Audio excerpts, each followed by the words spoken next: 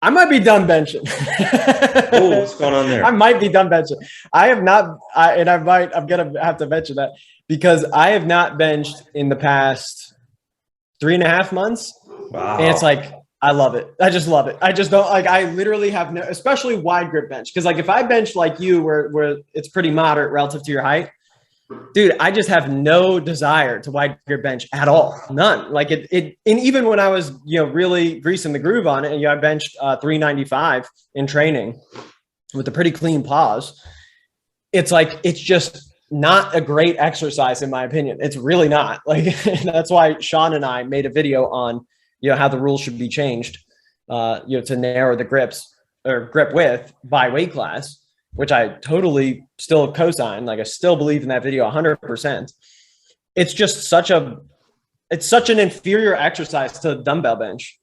And I know a lot of guys, even a guy like Sean, who grips, with extremely short range of motion. I know he gets a lot out of neutral grip dumbbell work and really actively retracting and protracting during the lift itself, in open chain lift like that. And it's, yeah, to me, the bench, I would say, I'm not gonna say for sure I'm done with it, but it's for now, I'm like, I would be fine never doing that type of wide grip barbell bench again.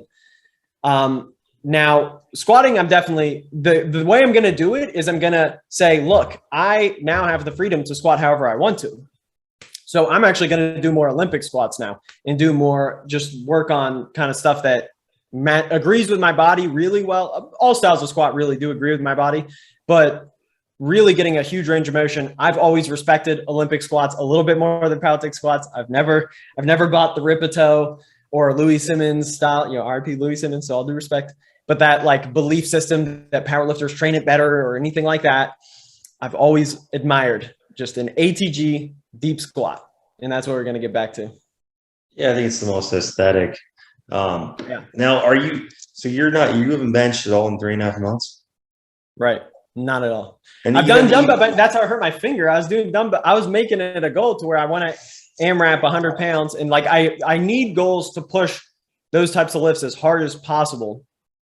So that then, I can not just train just to train. Like it's definitely, you have to balance it to where you're not just floating in the gym. Yeah. So I want to be clear on that. And like, that's why I need to actually do a deadlift meet so that I don't just end up becoming like someone who's not risking. I think it's important. You have to have like some type of risk. So I'm still going to, like I said, do the deadlift only, but yeah, with the dumbbell bench, if I didn't bust my finger open, I would have been, doing some videos on that. But I'm going to get back into that. But yeah, so you're dumbbell bench, just not barbell?